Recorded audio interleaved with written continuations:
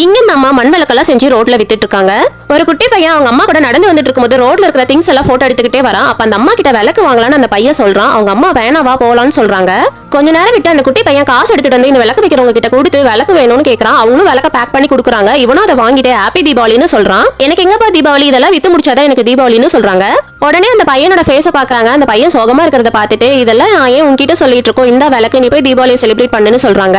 அந்த குட்டி பையனும் கவலைப்படாதீங்க, நீங்க வீட்டுக்கு போறதுக்குள்ள இதெல்லாம் கண்டிப்பா சேல் ஆயிரும், நீங்களும் கண்டிப்பா தீபாவளி செலிப்ரேட் பண்ணுவீங்கன்னு சொல்லிட்டு இவன் வீட்டுக்கு கிளம்பிடுறான். இந்த குட்டி பையனும் வீட்டுக்கு போயிட்டு அந்த அம்மாக்கு ஏதாவது ஹெல்ப் பண்ணலாம்னு சொல்லிட்டு இவன் எடுத்த போட்டோவை பிரிண்ட் போட்டு செவுத்துல எல்லாம் ஒட்டி வைக்கிறான். அது மட்டும் இல்லாம இவனோட ஃப்ரெண்ட்ஸ் ரோட்ல போற வரவங்களுக்கு அந்த போட்டோவை கொடுக்குறான்.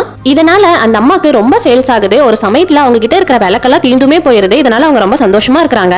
அந்த குட்டி பையனும் இந்த அம்மா கிட்ட வந்து நான் சொன்ன மாதிரியே நீங்க எல்லாத்தையும் காலி பண்ணிட்டு இப்ப தீபாவளி செலிப்ரேட் பண்ண போறீங்களான்னு சொல்லிட்டு இவனும் வேகமா சைக்கிள் எடுத்துட்டு கிளம்பிடுறான். எங்கேயோ கேட்ட வாய்ஸ் மாதிரியே இருக்குது. இந்த அம்மாவும் திரும்பி பார்த்து அவனை தேடிட்டு இருக்காங்க. அவன் வேகமா போகும்போது அவன் சைக்கிள்ல இருந்து ஒரு பேப்பர் கீழே விழுந்துருது. அந்த பேப்பரை எடுத்து பாக்குறாங்க.